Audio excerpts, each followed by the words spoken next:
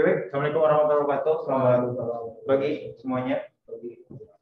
Oke, ini untuk absen yang genap ya. Oke. Jadi untuk teman-teman yang PTM hari ini di kelas kita bakalan masuk ke materi tentang pengenalan IoT platform dan MQTT protokol. Jadi ini adalah beberapa materi yang nantinya bakalan sangat membantu teman-teman dalam mengembangkan sebuah sistem IoT. Nah, lalu ada beberapa nanti ada MQTT protokol yang dimana nantinya protokol ini yang nantinya mengirimkan data antara satu sensor ke server ataupun sebaliknya seperti itu. Nah, lalu ini adalah outline untuk pertemuan kita hari ini. Pertama itu nantinya kita bakalan masuk dulu terhadap pengenalan IoT platform.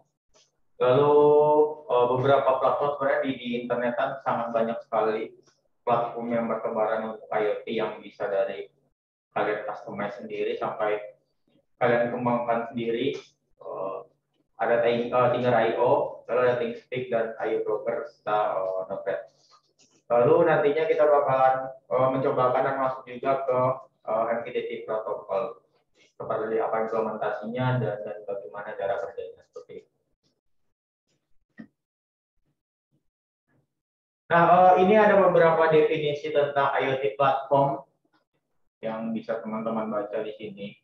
Jadi platform itu adalah sebuah aplikasi yang digunakan untuk mempermudah dalam mengembangkan suatu sistem. Jadi dengan platform ini teman-teman tidak perlu lagi nge-create sebuah sistem itu dari awal, tidak perlu mengulang lagi sistem itu atau membuat sistem itu dari nol lagi. Jadi kalau pakai platform ini kita tinggal pakai saja, tidak perlu menyediakan beberapa resource lagi.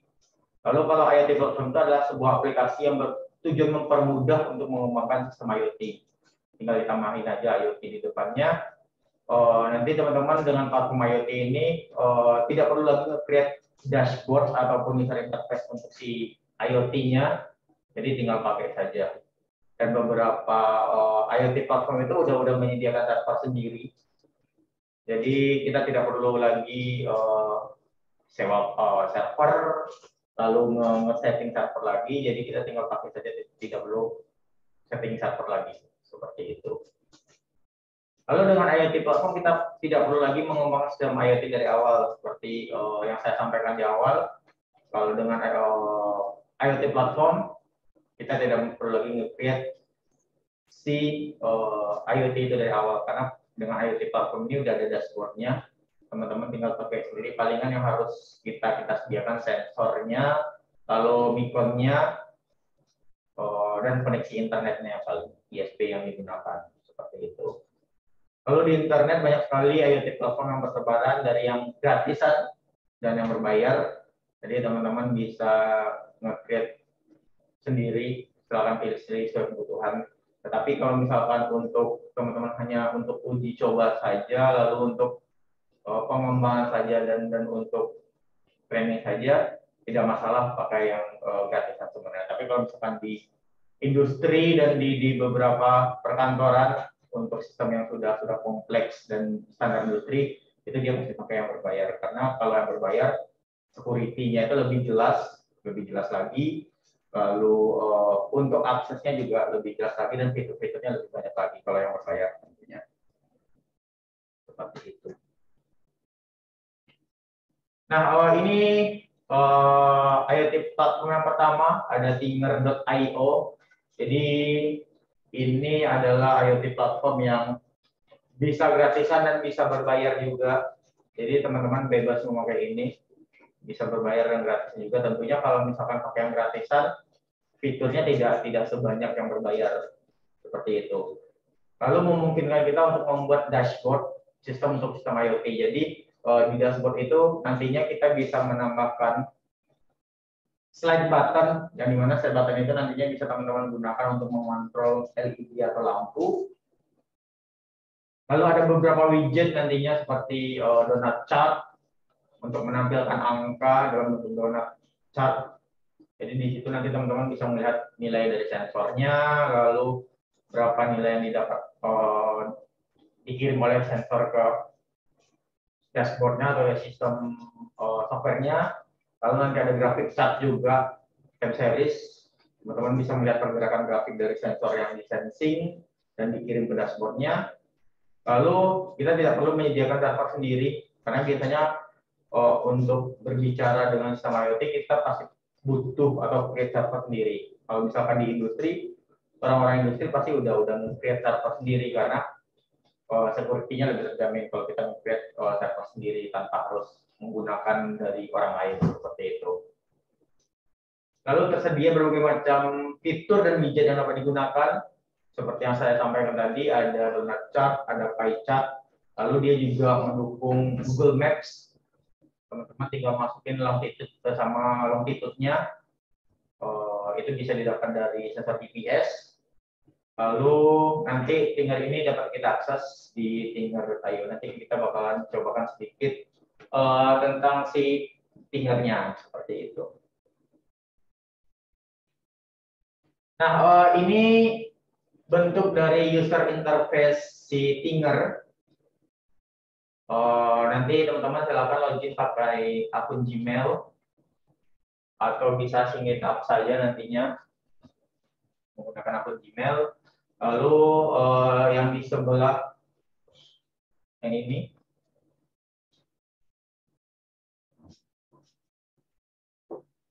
nah yang ini adalah tampilan dari dashboard si Tinger. Ini kalau misalkan kelihatan ya.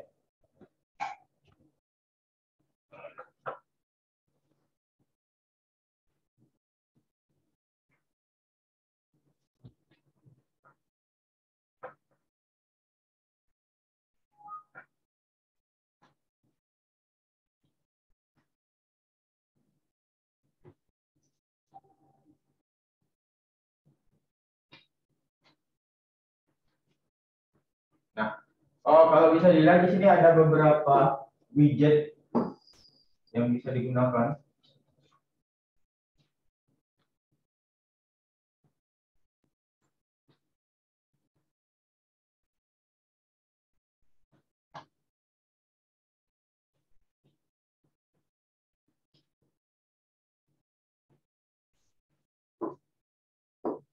Nah, di sini bisa dilihat ada beberapa widget yang bisa digunakan. Yang biasanya sering saya gunakan itu adalah time series chart di sini. Ini ada time series chart, ini adalah grafik yang dimana nanti kita bisa melihat pergerakan dari sensornya. Lalu ada donut chart, bentuknya seperti lingkaran, nanti di tengahnya itu ada nilai dari sensornya. Lalu ada progress bar, sudah tidak asing lagi teman-teman dengan progress bar. Lalu ada gauge, tachyometer sama Google Map, dia juga udah mendukung API dari Google Map. Teman-teman tinggal pakai saja, tinggal masukin nilai longitude sama latitude yang berapa. Seperti itu. Lalu ada LED indikator. Lalu ada juga device control, ada on off state. Jadi on off state seperti biasalah, ada toggle button nanti bisa digunakan untuk controlling si LED atau lampu. Lalu ada slider.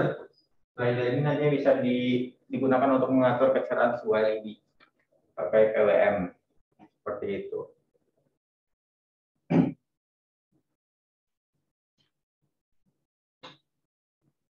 Nah, lalu di sini juga ada ThinkSpeak. Kalau misalkan teman-teman sebelumnya udah pernah oprek-oprek sistem dari IoT. ThinkSpeak ini adalah salah satu yang paling banyak digunakan juga, yang gratisan yang digunakan untuk si IoT platformnya. Sebenarnya antara ThinkSpeak dan Thinger itu tidak jauh berbeda. Konsepnya sama, konsepnya menampilkan dashboard juga, dan ada beberapa widget juga yang nantinya bakalan ditampilkan di dashboardnya.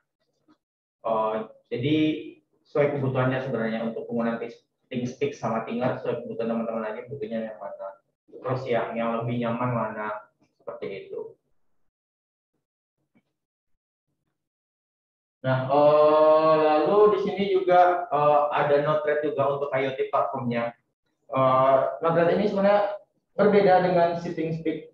Bedanya apa? Kalau Node-RED ini powerful-nya kita install di server sendiri. Kalau Thinger ini kan kita install di server orang, kita tinggal pakai saja.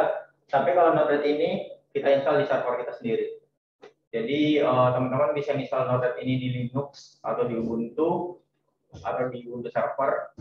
Nah, kita tinggal pakai saja. Otomatis kalau kita pakai di server kita sendiri di Node-RED ini, nah manajemen dari si servernya itu bisa kita atur sendiri seperti itu. Nah, di Node-RED ini memungkinkan kita membuat logik juga. Ini ada beberapa logik yang bisa kita gunakan. Jadi sistemnya itu seperti puzzle. Nantinya teman-teman bakal bisa membuat logik dan nantinya bakal bisa menambahkan datanya. Nah, datanya seperti ini. Nah, kalau misalkan kita lihat blok diagramnya, misalkan ini ada controller, lalu ada sensor di sini.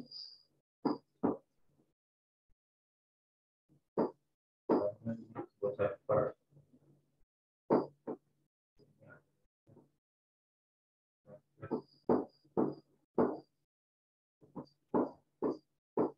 Nah,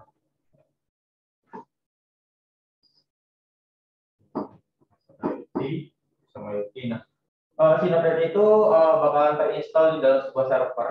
Ini adalah server. Nah, dari Node-RED ini nantinya bisa terhubung ke database. Nah, jadi semua data dari sensor ini, misalkan dikirim ke Node-RED. Nah, dari Node-RED nantinya kita bisa masukkan ke dalam database seperti itu. Nah, makanya nantinya pentingnya kita menggunakan protokol MQTT, dia bisa pakai MQTT di sini. Jadi pengiriman antara si sistem IoT ini dengan Node-RED ini tidak pakai protokol MQTT. Nah, si Node-RED ini udah support untuk MQTT protokol seperti itu. Nah, nanti dari database ini nanti teman-teman bisa nge-create sebuah web. Bisa itu aplikasi Android ataupun web page di sini. Bisa itu pakai Android, bisa pakai Java ataupun pakai Flutter, terserah kebutuhan. Nah, jadi seperti itu mekanismenya. Intinya kalau misalkan datanya udah masuk ke dalam database, nah kita tinggal menampilkan saja di aplikasi atau di webnya. Nah, makanya itu yang membedakan antara si Node-RED sama si platform yang lain seperti Thinger dan si ThinkSpeak tadi, seperti itu. Ibaratnya kalau pakai Node-RED, keyboard kita lebih banyak lah daripada si Thinger dan si ThinkSpeak tadi, seperti itu. Nah, kelebihannya tentunya si Node-RED ini lebih powerful daripada si Thinger itu. Kita yang menjaga security-nya, lalu datanya hanya kita yang mengolah, tidak ada pihak ketiga lagi yang bakal mengolah.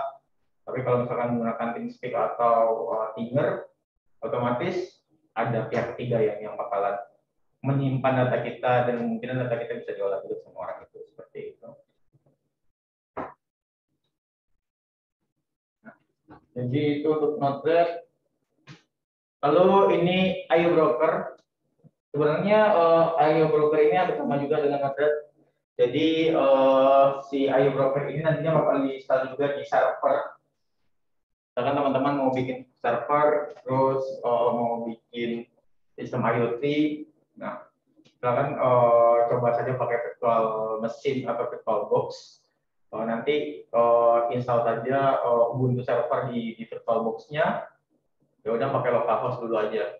Kalau misalkan teman-teman malas untuk berlangganan server seperti itu. Nah, iBroker ini juga diinstal di server. Jadi teman-teman nanti bakal install juga si iBroker di server. Bedanya apa? Bedanya kalau Node-RED ini digunakan untuk logiknya, tetapi iBroker ini digunakan untuk dashboardnya. Seperti gambar tadi. Nah, seperti gambar tadi, kalau misalkan teman-teman nggak mau nge-create web sendiri, teman-teman sebenarnya bisa bikin atau install si iBroker tadi. Jadi iBroker tadi tinggal diinstal di server.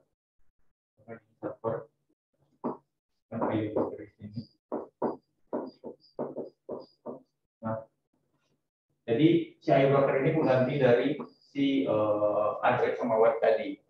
Seperti itu. Jadi untuk dashboard dan tampilan dari si user interface-nya kita bisa menggantikan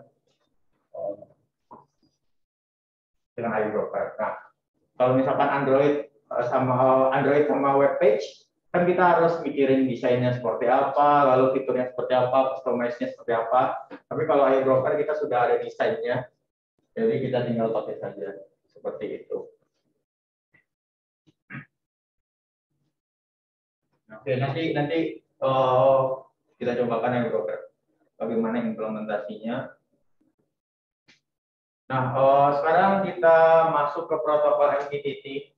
Jadi MQTT ini adalah salah satu protokol yang juga hype pada saat ini untuk masalah komunikasi data antara mesin ke mesin untuk implementasi IoT tentunya.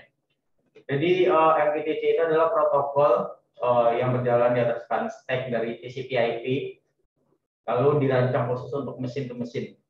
Nah, jadi emang komunikasinya tuh untuk mesin ke mesin sebenarnya, mesin ke mesin. Jadi antara perangkat IoT dengan server itu kan ada mesin. Jadi komunikasinya emang digunakan untuk mesin ke mesin. Seperti itu. Ya, tidak memiliki alamat khusus. Jadi biasanya kan pengiriman data itu ada alamat IP-nya dan address-nya. Tapi kalau untuk MQTT itu nanti tidak ada address yang bakalan kita gunakan. Seperti itu.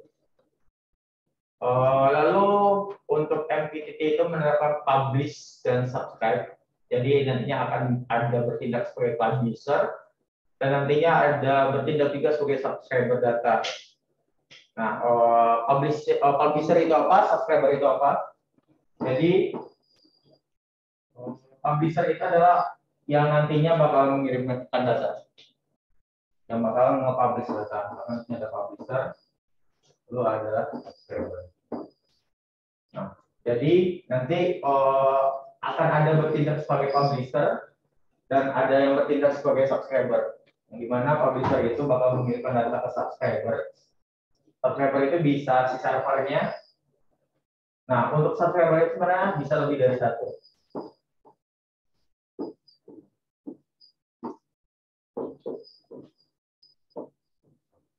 Nah, dia yang nantinya bakal menerima data. Seperti itu. Nah, lalu juga nanti sebenarnya juga akan ada bertindak sebagai broker. Jadi broker itu adalah penghubung antara si publisher sama subscriber. Jadi kalau misalkan kita lihat diagramnya secara keseluruhan, publisher, ini subscriber, subscriber.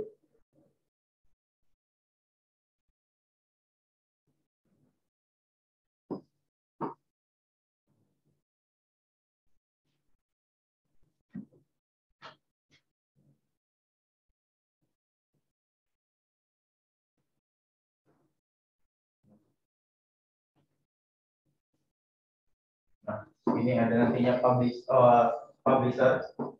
Di sini ada broker. Lalu ini ada. Nah, jadi si broker ini nantinya adalah penjembatan antara si publisher sama subscriber. Jadi publisher nanti sebenarnya itu bakalan ngirim data dulu ke broker. Nanti dari broker bakalan diteruskan ke subscribernya. Nah, broker ini apa? Sebenarnya broker ini adalah salah satu server juga, server yang disediakan.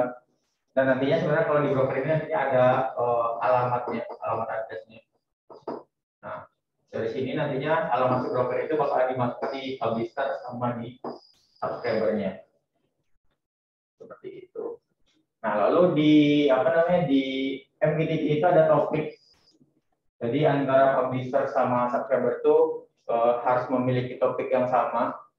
Dan untuk topik ini sebenarnya bebas, kita nantinya bakal nge-create apa. Misalkan topiknya di sini sensor, di sini harus topiknya sensor itu. Nah, seperti itu. Nanti bakal kita coba implementasikan si MQTT ini. Nah, ini kode program untuk MQTT menggunakan Python. Jadi sebenarnya MQTT ini banyak sekali implementasinya, bisa pakai Python, bisa pakai Java, C++, C Sharp, PHP juga bisa sebenarnya. Nah, ini ada codingan untuk subscribernya, ini ada codingan untuk si publishernya. Yang dimana publisher itu kan bakal mengirimkan data ke si subscriber, seperti itu. Nah, ini ada address dari si brokernya. Karena di internet itu banyak sekali broker yang gratisan di sini sama si beberapa ISP seperti itu, atau penyedia layanan. Lalu dia di sini bakal mengirimkan data sebenarnya data karbon, smoke sama LPG-nya adalah data random dari rank 50 sampai 60 dan 158 sampai 158. Seperti itu. Lalu di sini ada topiknya. Ini topiknya bebas. Kita bisa nge-create apa aja untuk topiknya. Makanya antara publisher sama si subscriber itu topiknya harus sama. Lalu brokernya juga bakal sama. Lalu ada portnya di sini, port yang digunakan. Jadi portnya ini kita tinggal lihat saja di penyedia broker yang sudah disediakan. Oke, kita bakalan coba dulu implementasi dari Tinger. Kita bakalan bermain-main sedikit dengan Tinger. Jadi teman-teman silakan buka saja situs tinger.io di sini di browsernya.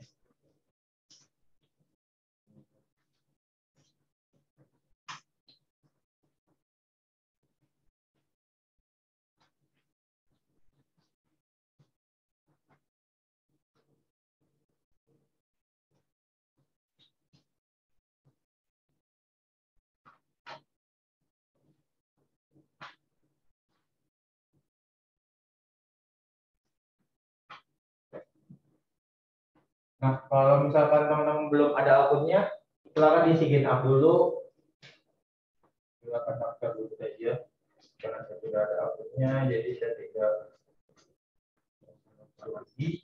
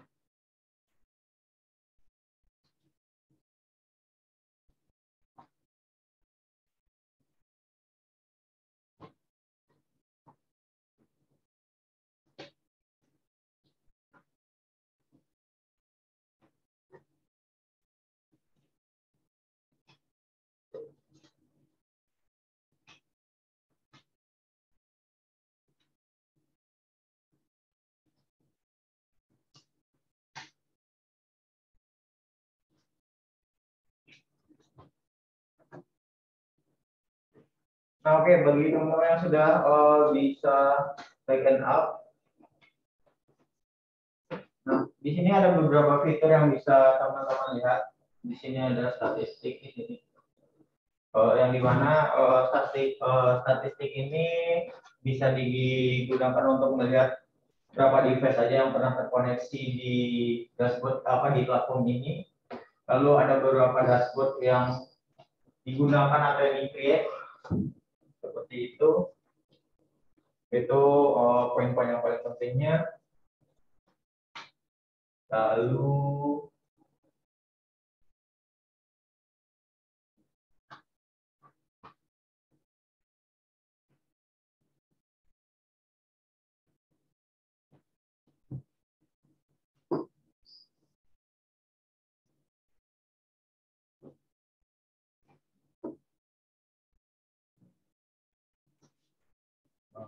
ada device di sini. Jadi di sini kita bisa menambahkan device apa saja yang terkoneksi di platform ini.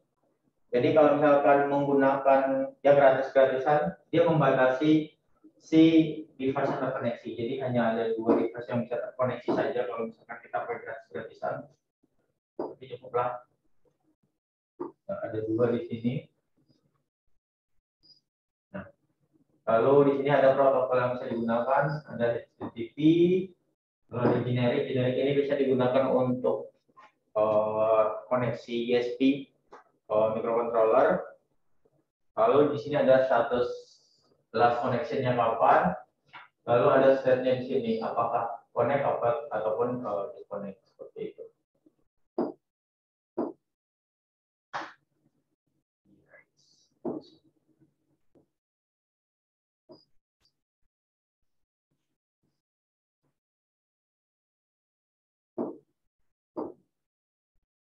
Lalu ada fitur dashboard juga di sini. Nah, ini adalah dashboard-nya. Kita bisa nge-create dashboard, yang dimana dashboard ini bisa berfungsi sebagai user interface kita memonitoring sensornya. Jadi teman-teman bisa menambahkan dashboard di sini. Sebenarnya di dashboard ini ada toggle di sini. Kita bisa aktifkan untuk nge-edit dan melog dari si toggle-nya ke si dashboard-nya. Tinggal dihidupkan saja. Lalu di sini ada add widget. Nah, lalu ada sebagai widget di sini kita bisa memilih widget apa saja yang bisa kita gunakan. Nah, di sini ada banyak widget.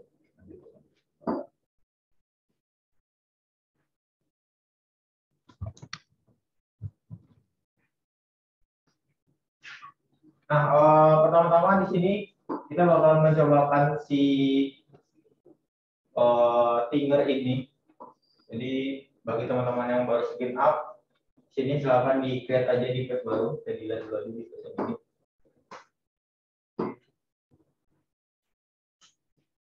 Nah, tinggal di add device, kita bakal mencobakan pakai protokol HTTP. Jadi teman-teman nantinya bisa mengimplementasikan menggunakan ESP 8266. Kemarin saya share ke teman-teman untuk sebaiknya membeli komponen karena teman-teman bisa mencobakan beberapa platform atau beberapa fitur dari IoT itu secara sendiri seperti itu. Oke, kalau sudah masuk ke menu device, terus add device, sekarang kita bakal pilih device type-nya. Di sini saya bakalan pakai HTTP device. Lalu device ID-nya itu HTTP saja. Lalu device-nya HTTP underscore device.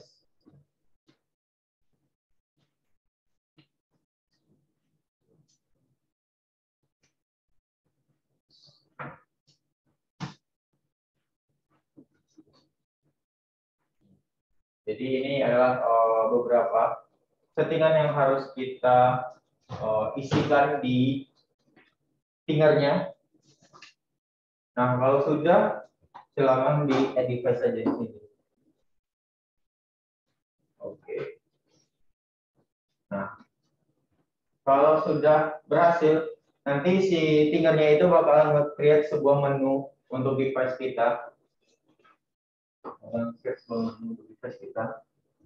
Nah, bakalan ada beberapa informasi nanti berapa byte transmisi dari datanya yang ditransmisi, lalu berapa byte yang diterima, lalu IP address dari si device-nya, lalu status dari device-nya, offline apa online, seperti itu. Oke, kalau sudah, kita ke properties di sini.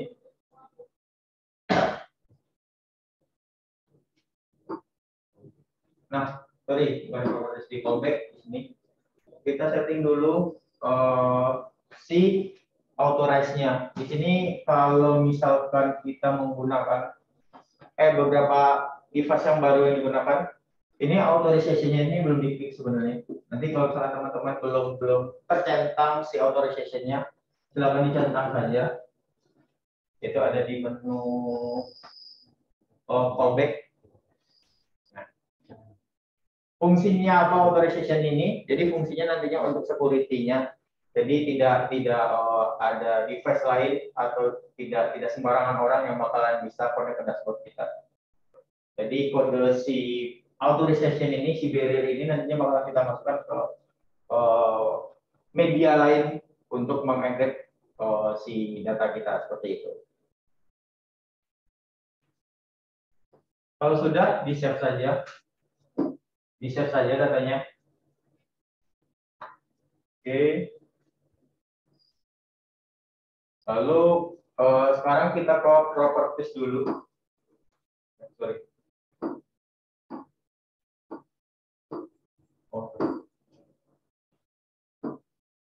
Nah, kita sudah kembali ke callback tadi. Di callback tadi ada overview di sini. Ini adalah settingan yang nantinya bakal kita gunakan untuk kebutuhan mengirimkan data dari si device kita. Misalkan taruhlah device kita si PC atau laptop ke settingernya. Lalu di sini ada for example. Jadi for ini bisa digunakan untuk mengirimkan data secara langsung. Teman-teman bisa copy saja kalau misalkan PC atau laptopnya mendukung mendukung pengirim data secara core. Ini di copy saja. Lalu coba pakai ini.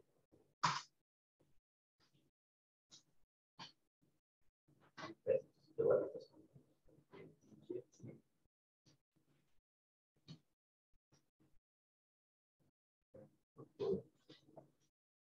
mana enaknya store ini pakai Ubuntu.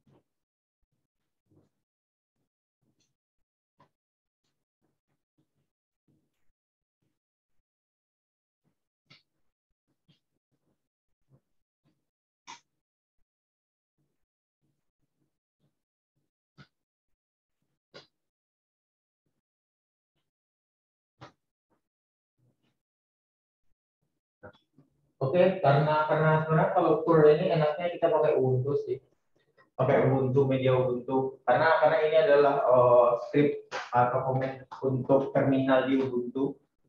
Nah, cara kedua sebenarnya ada banyak sekali caranya. Cara selanjutnya itu kita akali dengan pakai Postman. Jadi teman-teman silahkan buka saja di sini Postman.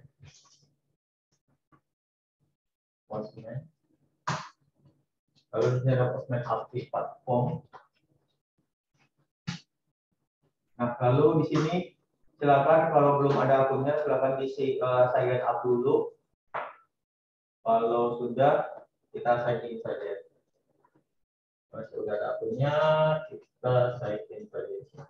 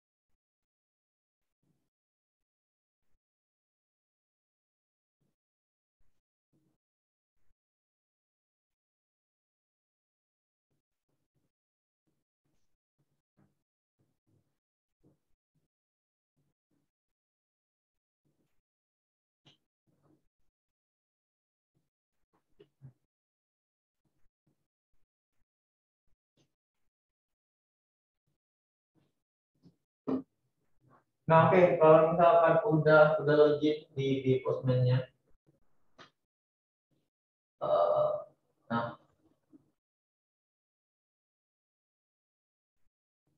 kalau sudah login di Postman-nya, di sini ada workspace. Jadi teman-teman silakan diklik saja workspace ini. Jadi workspace ini adalah area kerja kita nantinya untuk pengiriman datanya ke si Tinkernya.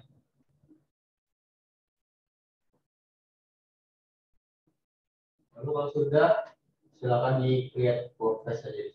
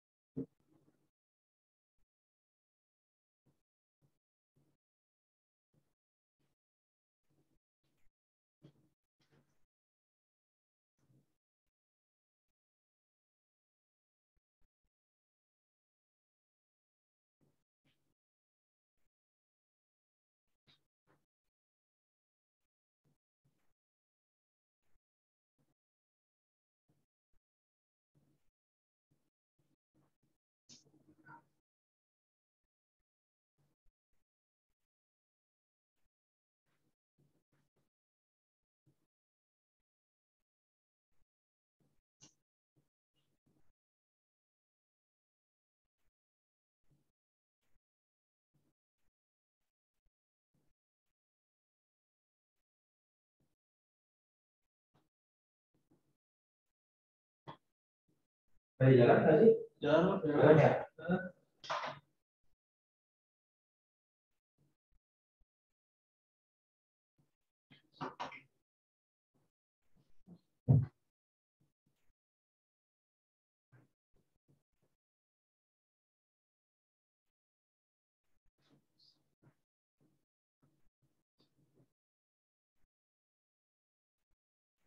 Nah, oke, di Cloud Workspace itu kan ada nama, summary, sama visibility. Dan silakan dibikin kesalahan teman-teman apa aja. Yang penting untuk visibility-nya nanti kita coba bikin personal saja. Dibikin personal saja. Lalu nanti habis itu create workspace. Nah, summary-nya apa?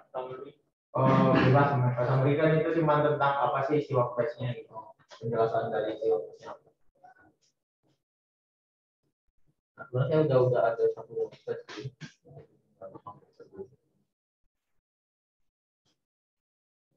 Nah, kita tampil. HTTP, yes.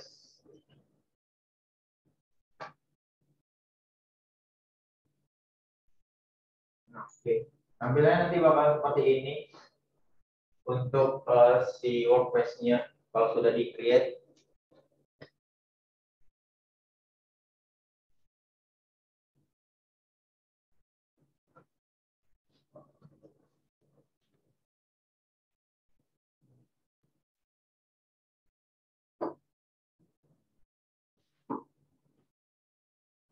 Oke.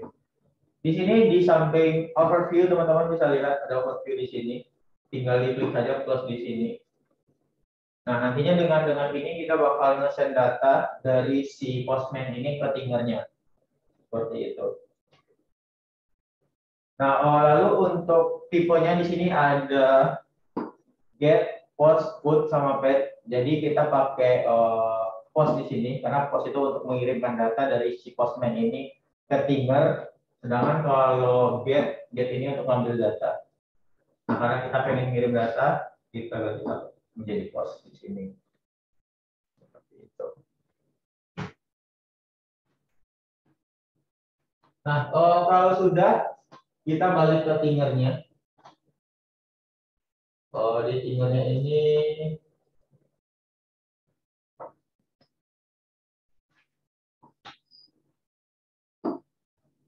nah, oke. Tadi kita ada di menu callback. Sekarang kita ke properties dulu di sini. Jadi kita harus membuat bucket data. Jadi data itu bakal disimpan dalam sebuah bucket dan nantinya bakalan dikirimkan ke si dashboardnya. Di sini di properties ada add. Lalu di sini ada identifier-nya. Oh, sorry. Kita kopikan dulu yang ada di callback tadi. Ini ada overview. Balik lagi ke overview, di callback overview. Kalau di sini ada sample body dalam bentuk data JSON, di copy saja. Callback-nya. Lalu baru kalau kita masukkan ke properties, lalu add. Nah, kita tes di sini. Identifier-nya kita bikin data saja. Nah, jadi nantinya data yang bakalan ditampilkan di si dashboard-nya itu, kita bisa milih nantinya apa latitude sama longitude, lalu ada data temperatur sama data humidity. Nah, karena kita pakai manual, pakai HTTP, nah nanti data ini bisa kita ganti-ganti sebenarnya. Kalau misalkan kita menggunakan data pakai sensor sama microcontroller, tentunya data ini nantinya bakal kita get dari si microcontroller atau sensornya seperti itu.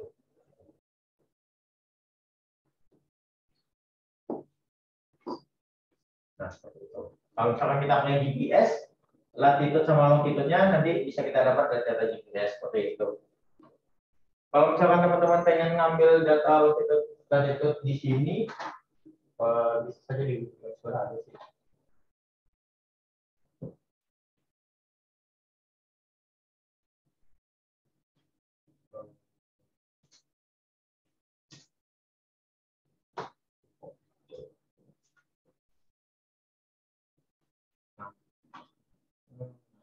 Copy saja. Dapat mau cari latitude Depok, bisa makan saja di sini. Oke. Lalu ini C.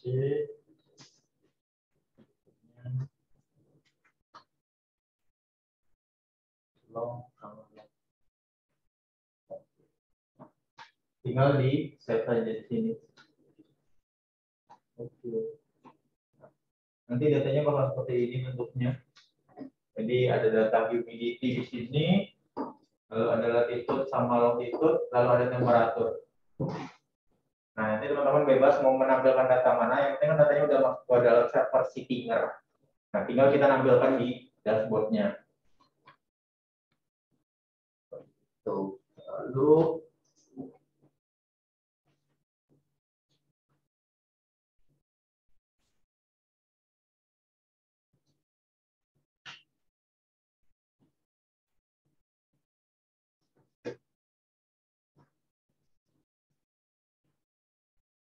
oke, kalau sudah ada data bucket-nya, kita ke callback lagi.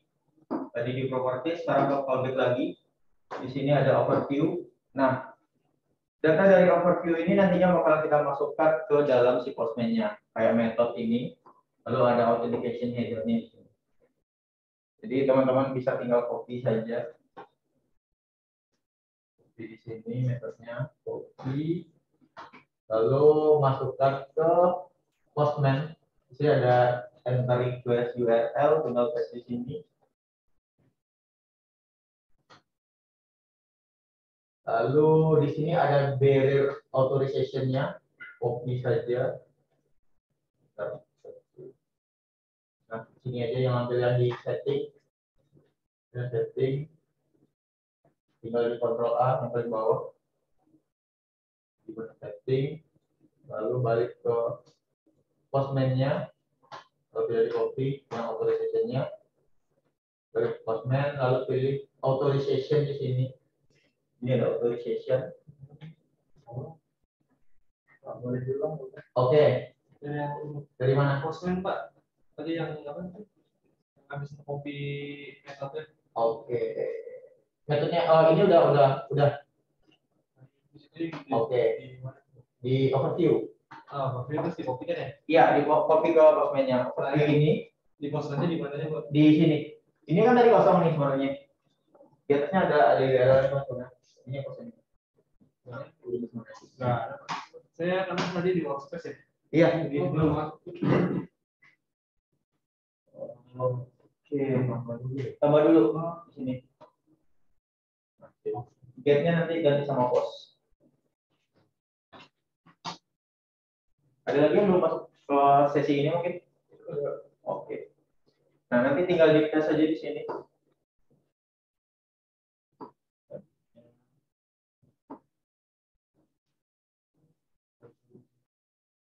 Nah, jadi ini adalah data alamat dari si tingernya. Nah, sebenarnya ini adalah salah satu bentuk security dari tingernya. Kalau kita buka di web, itu nggak bakal kelihatan datanya.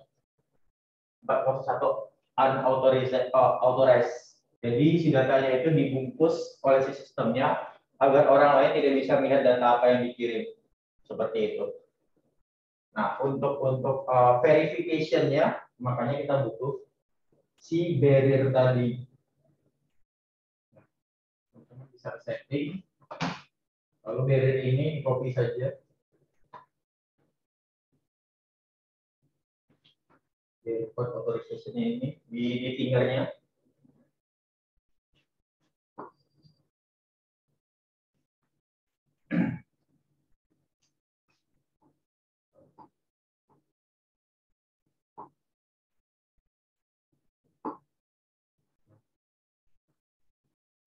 Authorization. Oke, kalau sudah di copy, kita paste di Postman-nya. Di sini.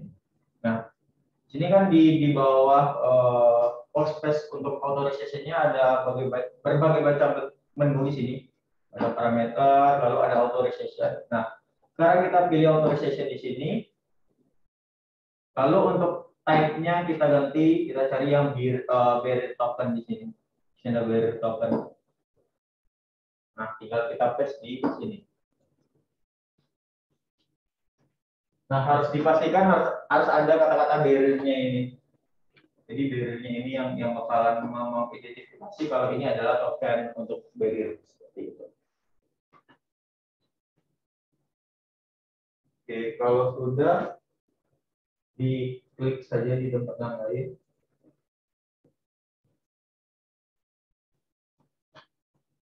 Nah,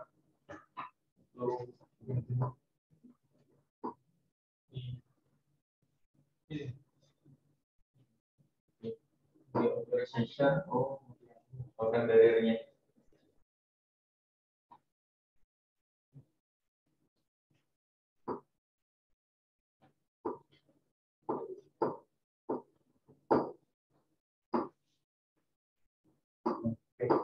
Nah, oke, itu adalah langkah untuk bikin authorization ke si tingernya.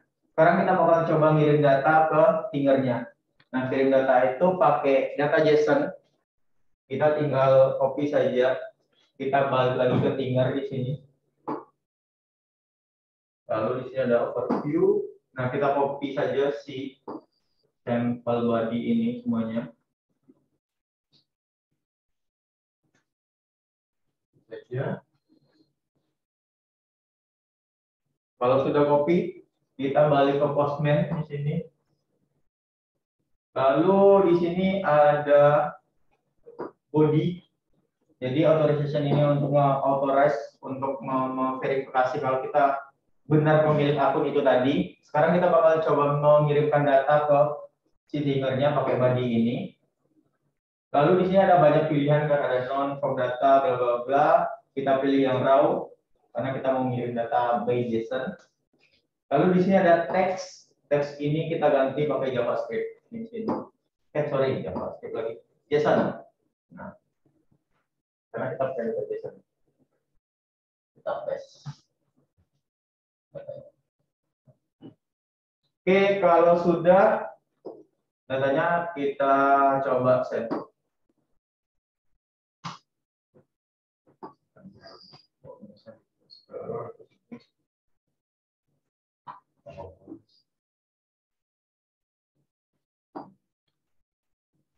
Ada sukses? Oke, berarti kalau ada itu masih authorize.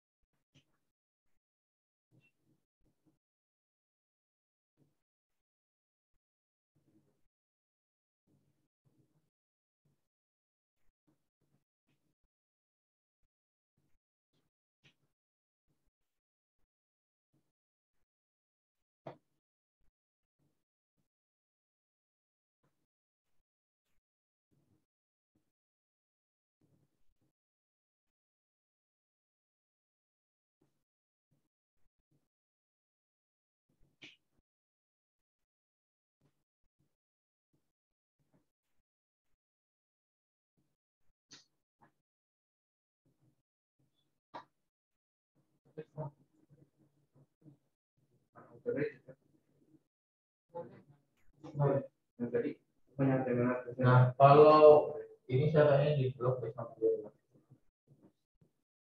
Oh, kalau unauthorized itu masalahnya itu di authorization-nya. Coba barrier-nya diganti lagi pakai yang baik. Ini kan ada dua nih barrier-nya. Tadi kan kita ngopinya dari sini.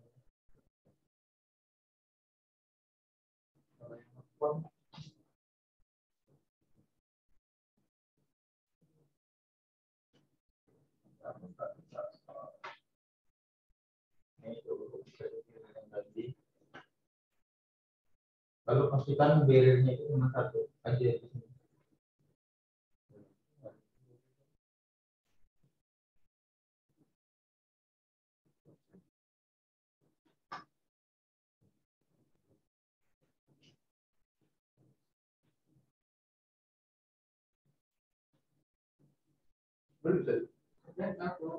Hah? Ada unauthorized ya?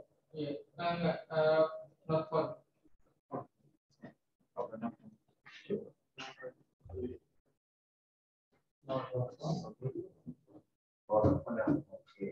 Coba di body coba ya. Ini oke, di authorize position.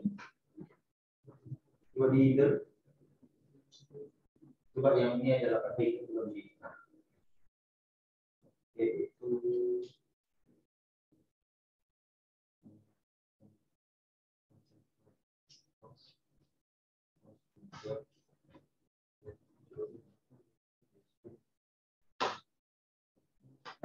blueberry coba pesan. Ada blueberry.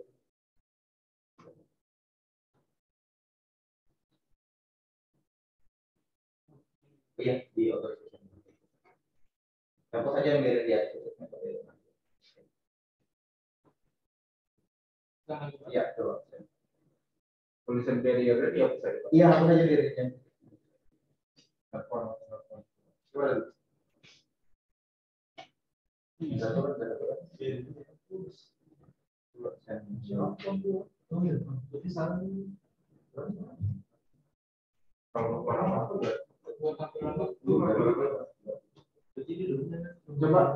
ini kopi ke ya buka browser dulu bisa.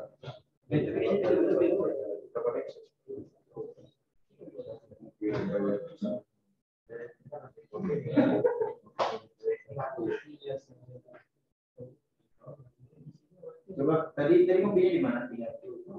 Ya, coba balik ke setting. Dua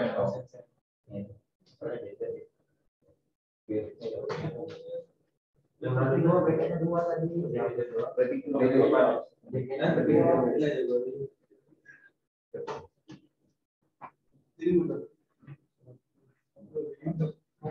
Nggak tahu, coba.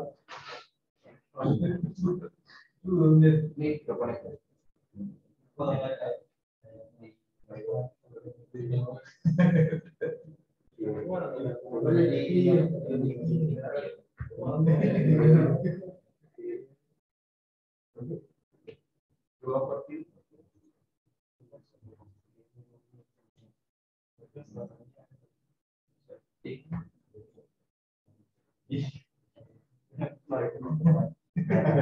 Coba saya promotinya di ini apa ini warna apa yang berembun loh. Nah kalau ini juga apa kalau ini coba kita kalian teman-teman beli kita kalau namanya berapa sih beli nanti beli ya tapi di mana dia tidak langsung oke.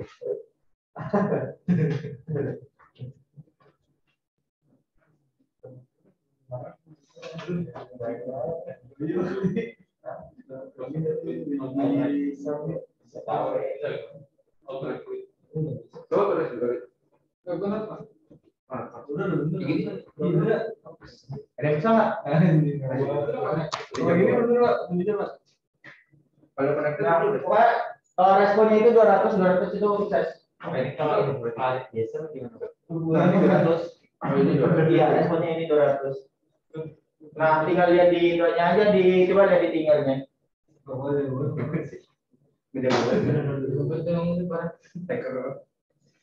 lihat di tinggalnya. Nah, coba lihat di 200 oke lah. Iya, 200 tuh kirim katanya. Responnya. Dari tinggalnya coba Pak DP-nya. Nah, makanya nanti di statusnya itu kan connected jadinya tuh. Kalau misalkan yang udah bisa statusnya jadi connected tuh. Di device-nya itu statusnya jadi connected. Kalau pekirim tadinya disconnected, jadi connected. Yang di state-nya. Iya, di state-nya. Nah, ini kalau kayak gini gimana, Pak?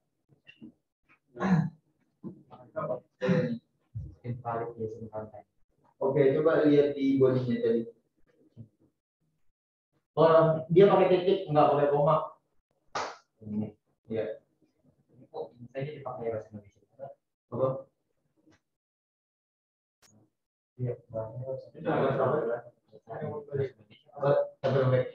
Browsernya apa? Browsernya kayak gitu, browsernya. Browsernya sih.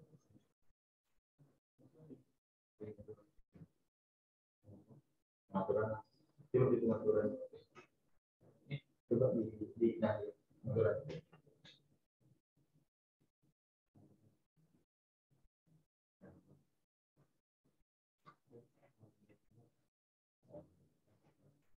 Coba kopi aja lagi di sana di tinggal. Makanya coba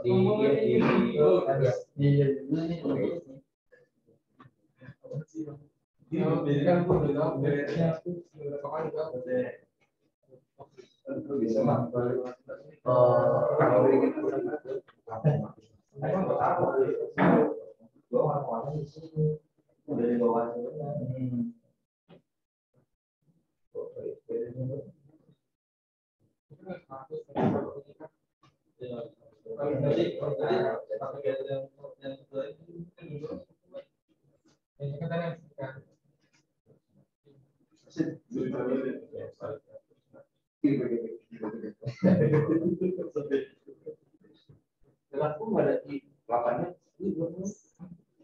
Oh, atau coba di string pada sebutin dulu ya.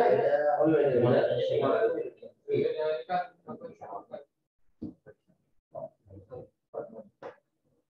itu datanya kan ada dua lagi udah dia Oh, aja.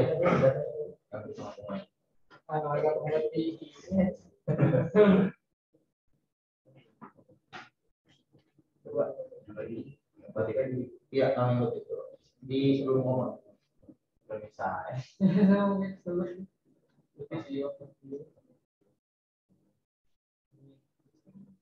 Ketiga dong.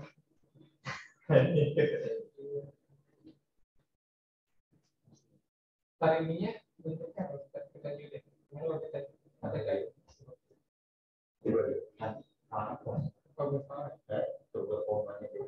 tapi dia lihat coba dilihat di oh iya terus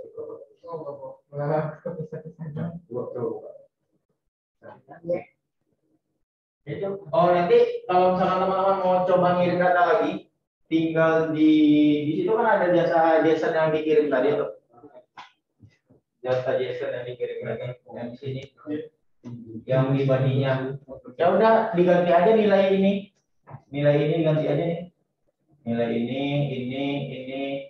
diganti aja untuk tidak perubahan datanya nanti langsung dilihat aja di fingernya di overview di apa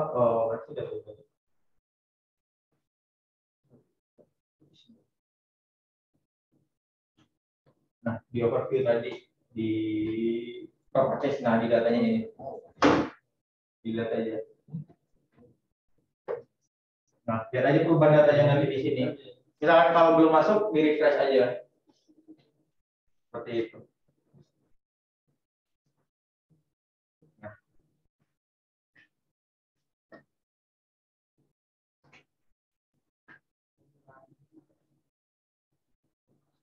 Online atau status device? Iya, status device-nya jadi online kalau misalkan udah terkirim. Kalau misalkan responnya 200.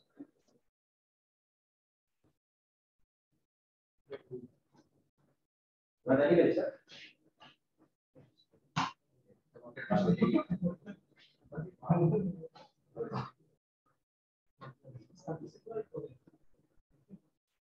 Kirim nggak datanya? Oh, ini connected ini ya? Iya. Kalau coba buka ada TP-nya. Terus lihat di properties-nya. kalau mau kirim send lagi kan ya Iya, bisa lagi. Oh, di expand aja ini. Nah, oke. Kirim aja datanya di Postman. Di body. Udah ganti-ganti aja nilainya berapa. Berarti gitu. Oh. Kan udah diganti. Nah, temperatur 43. Oke, itu refresh. Masih 23. Berarti di sini. Umurnya berapa? 32, 44. Di situ berapa tuh? Di sini. Dan juga oh iya.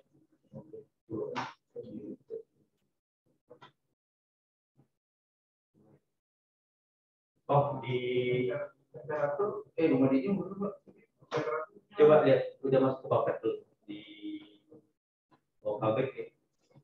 Sorry. Nah, baru bisa. Kalau endpoint-nya coba di centang. Sorry. Set device properties. Ya, pilih yang data. Iya. Nah, coba balik ke overview tadi. Oke, terus properties. Nah, coba kita lagi. Oh, iya, refresh atau kirim data lagi.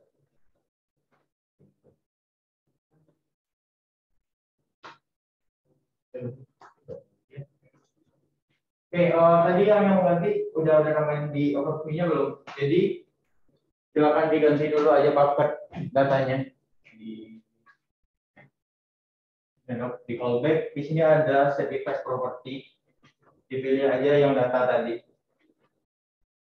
Nah, respon data. Iya, respon datanya. Jadi dia bakalan ngirim data ke sini dulu, nanti bakalan masukin ke bucketnya. Lalu tinggal di save aja.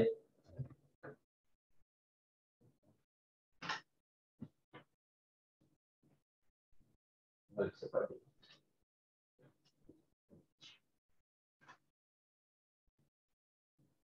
ya, masuk apa?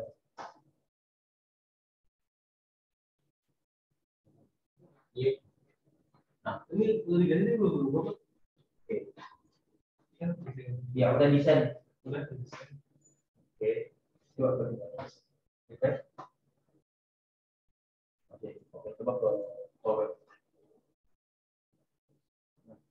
Nah, ini apa di atas?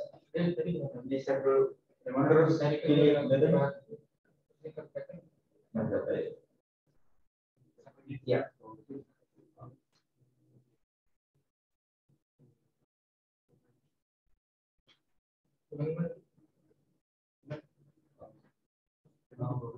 Ya, terus. Oke. Dia yang proses.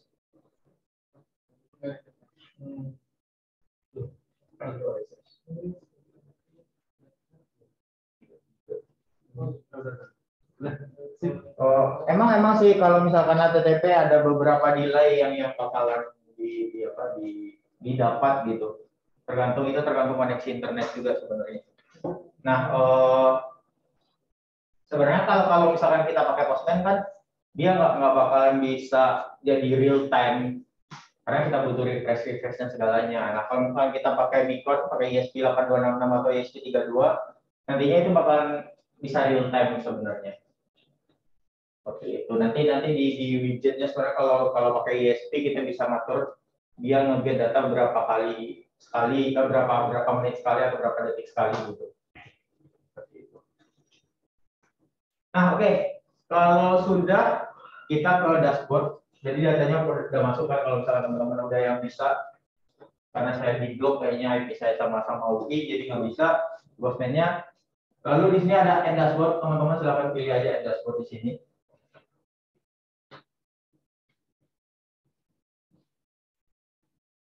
Dashboard, lalu di sini silakan bikin dashboard ID-nya misalkan my dashboard atau apalah terserah. Dashboard.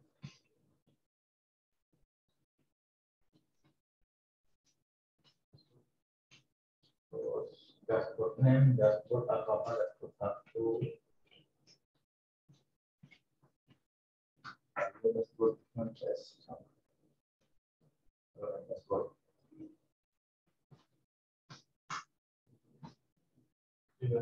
Bebas, silakan untuk ID dan sebagainya itu bebas teman-teman siapa aja. Silakan disesuaikan saja.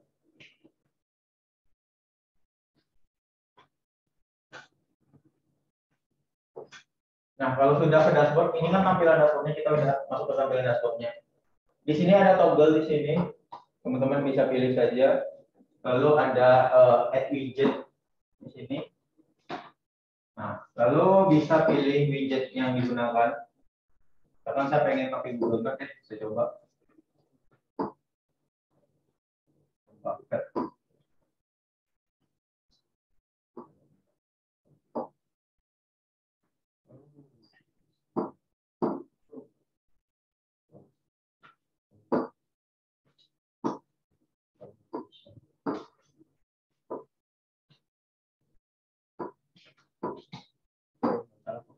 Oke, ini aja. Kita pakai donut chart saja. Nah, di sini. Ya, teman-teman bisa pilih donut chart di sini. Ada, silakan pilih saja. Ini nih. Tipenya silakan pilih donut chart. Lalu di sini kita diminta untuk memilih resource untuk datanya. Kalau pilih from device property, device property. Nah, lalu di sini kita diminta untuk select device. Kalau misalkan device kita itu udah terkoreksi tadi, di sini status HTTP device itu bakalan jadi hijau. Di sini akan menjadi hijau jadinya. Kalau merah itu dia berarti offline, kalau hijau berarti online. Kita pilih saja HTTP device. Lalu select propertinya itu si data tadi, sebagai data tadi. Lalu resource value-nya terserah teman-teman mau menampilkan humidity di sini atau temperatur, bebas. Mau menampilkan humidity atau temperatur di sini terserah. Lalu tinggal di set saja. Nah, seperti itu. Nah, karena ini sebenarnya HTTP, dia itu tidak bisa real time kalau HTTP, karena dia harus ada request dan postnya dulu. Tapi kalau misalkan teman-teman menggunakan microcontroller, menggunakan ESP atau apa, nanti di sini dia bakalan jadi real time. Seperti itu. Makanya kalau misalkan kita mau rubah-rubah data ini pakai HTTP, kita harus ke data bucket tadi atau ke device tadi.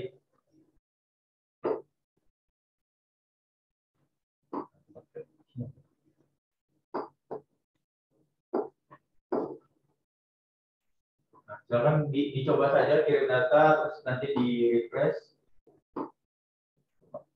Oh, tidak ada. Refresh tadi di device. Nah, harus refresh di situ.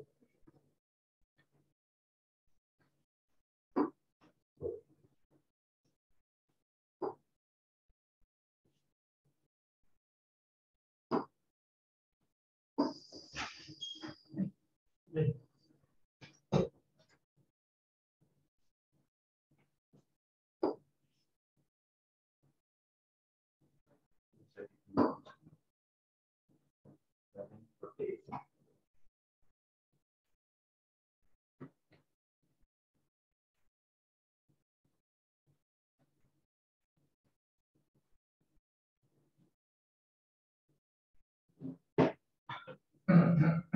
Oke, ada yang tanyakan dulu sampai di sini untuk konsepnya. Kalau misalkan teman-teman yang tertinggal untuk tutorialnya, nanti rekaman video ini nanti bakal saya share saja. Jadi teman-teman bisa ngikutin lagi rekaman videonya, lalu dicoba lagi. Nanti saya share di Edmodo saja untuk rekaman video ini.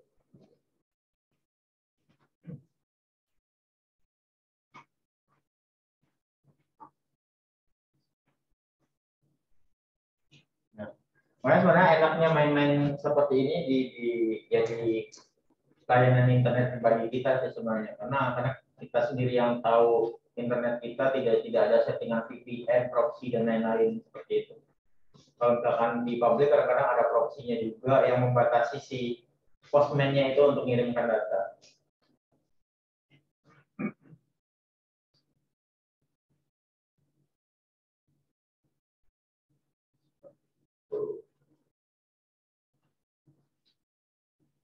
Ya, berarti ini aslinya itu postman-nya diganti Nikon apa ya? Iya, benar sekali. Kalau misalkan di sama IoT-nya si postman-nya nggak beda.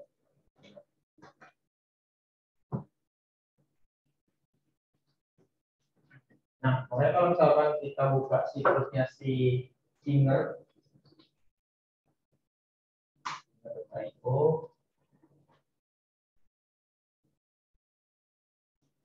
kita lihat di developernya, connect device. Nah, di sini ada banyak sekali device yang bisa terkoneksi.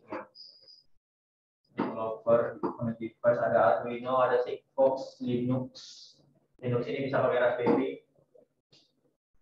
Nah, bisa pakai ESP32, ESP8266, lalu ada Arduino Ethernet, Arduino WiFi, Arduino GSM dan sebagainya. Kalau misalkan kita pakai ESP8266, tinggal pilih ini aja. Dan library-nya juga sudah tersedia sebenarnya di sini. Terus cara install si boardnya juga sudah ada di sini. Teman-teman coba saja karena sebenarnya makanya saya suruh beli karena teman-teman bisa lebih eksplor untuk implementasinya.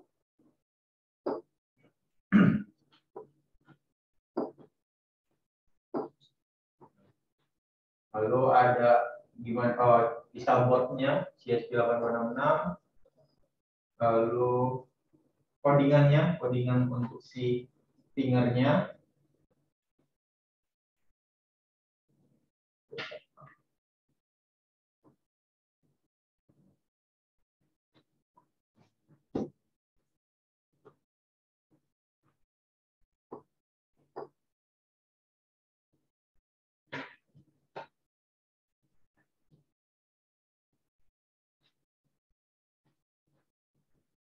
Nanti saya coba share aja di video Indonesia. Kemarin kalau nggak salah, kemarin udah share video ini. Nanti saya share aja videonya di Edmodo.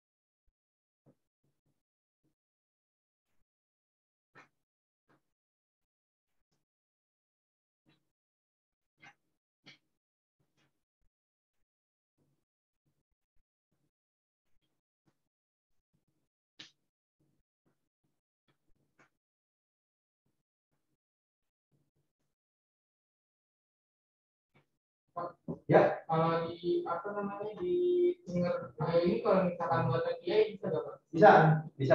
Sorry, Pak. Jadi di sini sebenarnya juga ada fitur API-nya, tapi saya belum pernah juga nyoba API-nya. Di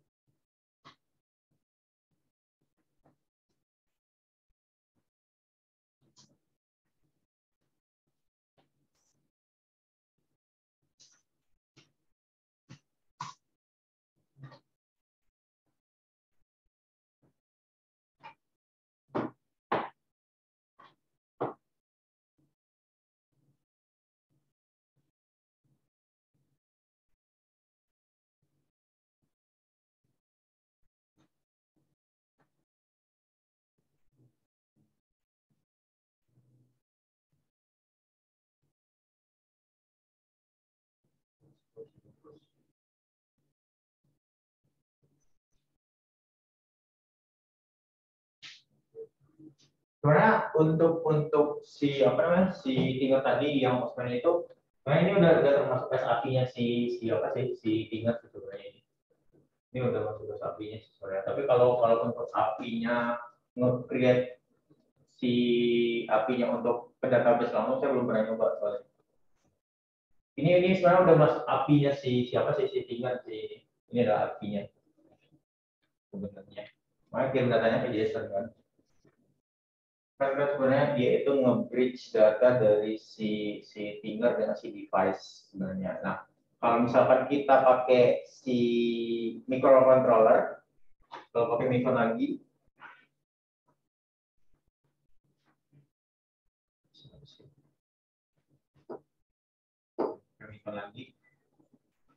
nah, sama taruhlah ini under sistemnya si sistem. Nah, API si Tinger ini bisa kita masukkan ke codingannya si sistem embedded sih pakai C++. Nanti bisa kita tampilkan di si dashboard si apa namanya dashboard si Tinger. Ada codingannya untuk masuk ke embedded sistemnya. Sebenarnya banyak cara sih agar terkoneksi ke si Tinger ini sesuai kebutuhannya itu. Cuma sampai ke misalnya ya? Iya, bisa masuk ke Micron ini. Di alamat si API-nya ini bisa masuk ke Micron. Enaknya emang create API sendiri.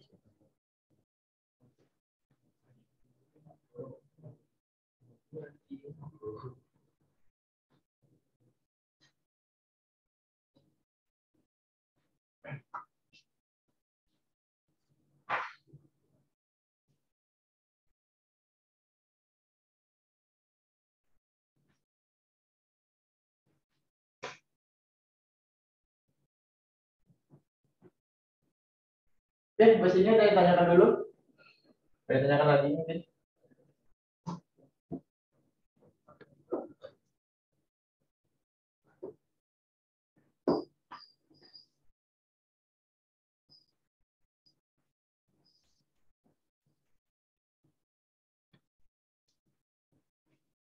Oke, mungkin kalau tidak ada pertanyaan lagi, saya tutup kelas sampai di sini mungkin.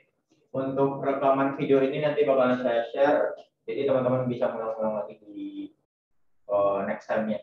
Oke, terima kasih. Selamat pagi menjelang siang semuanya. Assalamualaikum warahmatullahi wabarakatuh.